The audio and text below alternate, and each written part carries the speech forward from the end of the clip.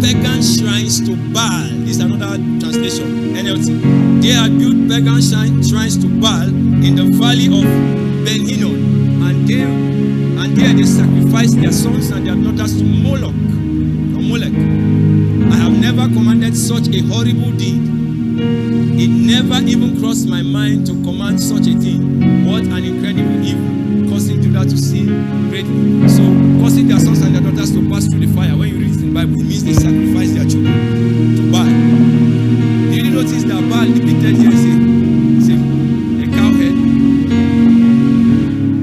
And the Egyptians, that's what they worship. And we have those symbols today. I will show you some things. So this is how they used to make worships to Baal.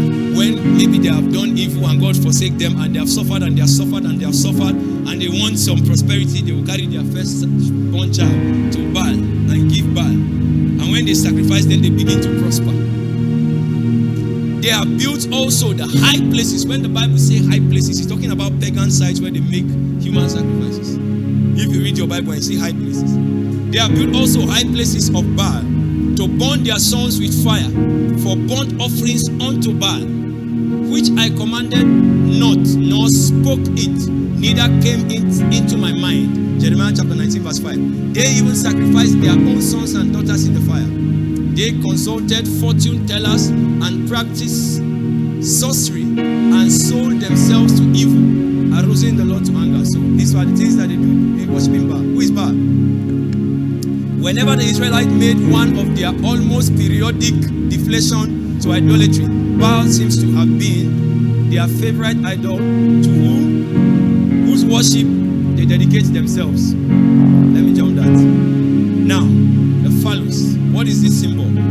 This is a symbol of Baal. You will see these things show up later in the future. These symbols will show up.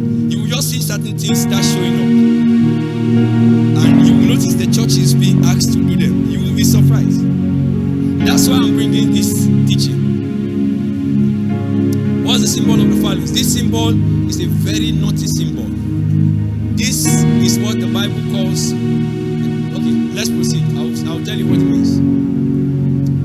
Now this is a symbol. You see it in Vatican City, in front of Mystery Babylon there. This thing, the Egyptians were the ones who built it, and the writings on it are made with Egyptian hieroglyphics. And they transported this one from Egypt to put it here. That symbol is the symbol of a male phallus, a male generative organ. That's what that symbol means. That is the symbol of Isis in Egypt. So when Osiris died, Isis kept that symbol to bear Horus, which is the one I told you about when I mentioned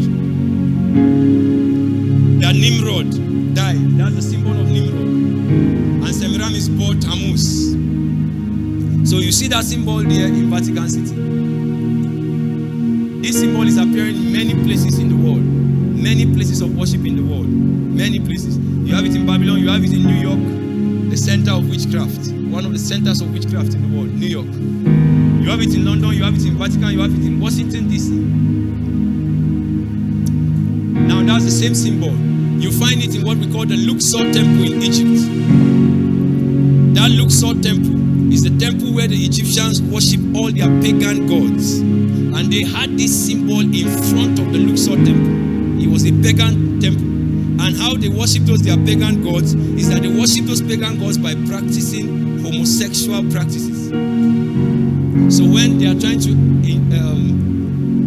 force the world to accept homosexual practices, it's not that they are fighting a person's rights. They are trying to restore something that is an ancient practice. That's the same thing you find in Vatican City. Now, if you look at this circle, I said it last time I taught. This circle looks like the womb of a woman. I'm sorry if you're seeing anything there that you don't like. And then that male generative part plunges into the symbol of the woman, just like the way the moon plunges into, or the sun plunges into the moon. So, this is the architecture of the Catholic Church, the one you're seeing there. And this symbol is paganism. This is from Shiva Lingam. Somewhere, is it in India now? This is a pagan temple, and that's exactly what they reproduce in the Catholic Church. with that. I will show you some things. Now if you go inside, you see the symbol. I told you that the symbol shows that the man is entering into the woman, and as Osiris enters into Isis, the Catholic Church is born. That's why when you are coming in, you see the symbol there. Osiris enters into Isis, and the Catholic Church is the product. So it's an ancient pagan practice. If you go inside, if you look outside there, you will see some lines. Those lines are solar blazers. They are symbols of the sun. If you go inside the church, this is Vatican City, St. Petersburg, Vatican. If you enter inside, you see exactly the same symbols you are seeing outside, inside. Solar blazers. The arrangement is the same. Are you seeing how? And then you see these interesting black and white checkered boxes. All these things you are seeing here have symbolisms that I'll show you. Have you watched secular musicians do music videos and you watch their videos and on the ground you are seeing black and white boxes? Have you watched those kind of music videos? You are seeing black and white boxes. Those boxes are boxes of paganism. They are symbol of Lucifer himself. And in Luciferianism, white is black, black is white. So St. Petersburg is using those checkered boxes also. That woman I spoke about, Helena Petrova Blavatsky. Now we have but one. Now we have but to remember that Shiva, which is Shiva, the Palestinian Baal or Molech, and Saturn are identical. They are one and the same. Deuteronomy chapter 7 verse 5.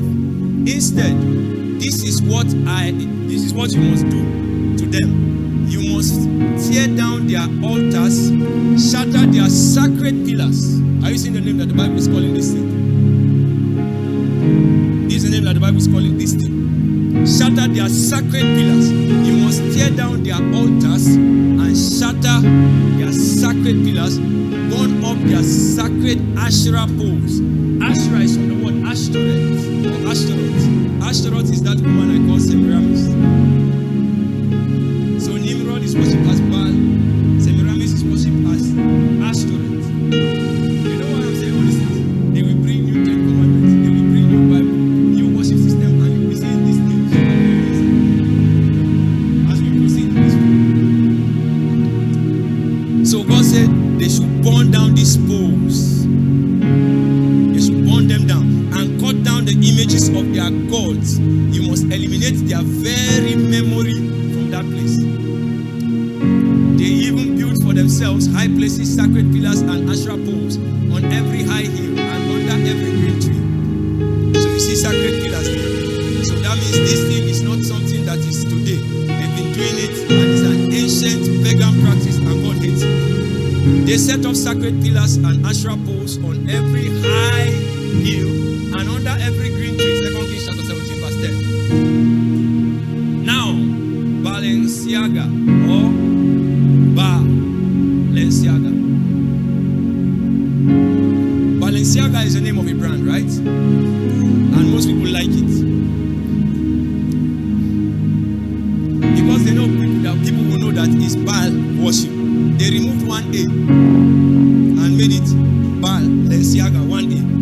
But when they were doing their advert campaign, they wanted to show the world that there's something they're hiding. So in this tape, they wrote the double A. Balenciaga. I'll show you a few things. Now, this is the depiction of Balenciaga by many people who began to revolt, who began to protest, stand up for our children. Why? Balenciaga began to do some ad campaigns. Some of you may have watched it. Some ad campaign that they use children, show some symbols, some strange things. I'll show you a video. Okay, now please help me play this video. We have audio, right? No, don't worry, this one is okay. Play the video.